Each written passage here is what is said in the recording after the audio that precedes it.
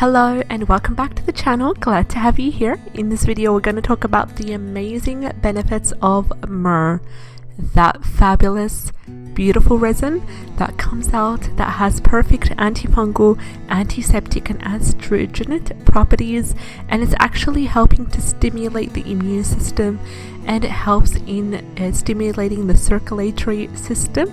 We're going to talk about the benefits of this resin as well as the myrrh essential oil and the capsules as well as the tincture. So stay tuned so you can learn about the wonderful properties of myrrh and how you can take advantage of the myrrh resin in order to better your health and your wellness today.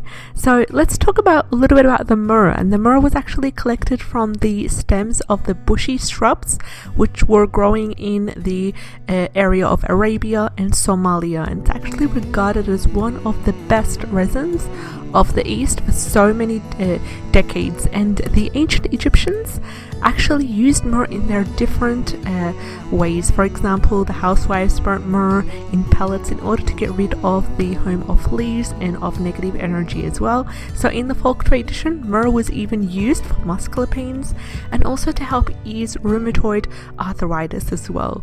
And it's also been used in China, as you can see. So myrrh is actually renowned for its fabulous properties, and it's been used in China during the Tang dynasty, which is AD 600, and it's been used as a wound healer and also as a blood stimulant as well. And the resin is renowned for its anti-inflammatory and antibacterial properties, and surprisingly the research suggests that it can actually help to lower the blood cholesterol levels. It is used to lower the blood cholesterol levels, and in China it's actually taken in order to move the blood, to help with blood circulation, and in order to relieve painful swellings. And just want a little bit of a warning here when it comes to the resin of myrrh. It is not advised to internally consume myrrh as a resin. The taste is very unpleasant, and for some people it can cause stomach upset. So there is a possibility to consume myrrh internally, and that is only through the use of capsules, because capsules are specifically formulated for internal use, where the myrrh resin is dried and grinded into a powder, placed carefully in capsules in a specific dosage, and this can be used for so many different things. For example, capsules are used to help with respiratory health, also to help with inflammation things, and also to help with boosting the immune system as well. So the essential oil is absolutely amazing because it is actually distilled from the resin, and it's been used since ancient Greek times in order to heal wounds, and in order to also boost the collagen production, and in order to boost skin cell renewal. So it encourages the skin cells to renew themselves. So in many of the great natural skin creams, for example, and face serums, you might find myrrh essential oil as being one of the main components in that formulation, in the skin oil or ointment or serum, and it actually helps to boost collagen. It boosts skin health.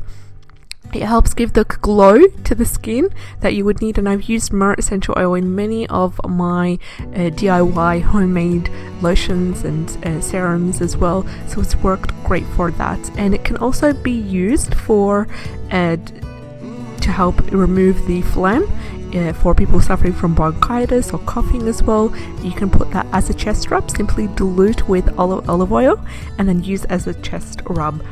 And you can also use it in order to use it on the hair and use it on the hemorrhoids as well, to reduce the hemorrhoid size. And only use the essential oil when you are able to dilute it with another carrier oil. So you might want to make sure that you have the correct adjustments. For example, 5 to 10 drops of the myrrh essential oil to about 25 to 30 milliliters of the carrier oil, such as olive oil or almond oil.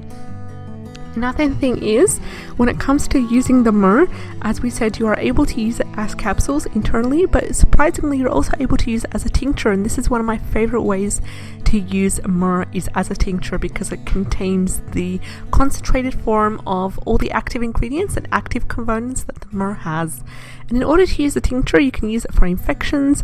You can also use it for basic healing of the skin, and also for respiratory health as well. And you follow the advised instructions on the brand of the tincture and make sure that it's organic as well. Another great way to use myrrh is as a gargle in order to help with oral health, to fight off gingivitis as well. You can use about 1 to 2 milliliters of the tincture and make sure you add water to it, and you can gargle, and it can help also to relieve from gingivitis and sore throat and mouth ulcers as well. So a word of caution when it comes to myrrh: it's an amazing resin, as we have noticed, but you need to avoid it during pregnancy because it can be used as a uterine stimulant. Anything that stimulates the uterine muscles should be avoided in pregnancy. So we've come towards the end of our video today. If you enjoyed today's video, like, share and subscribe. We would love to have you on board. Also, comment down below. I'd love to hear from you. What kind of videos are you interested in, so I know to make more content on specific subjects.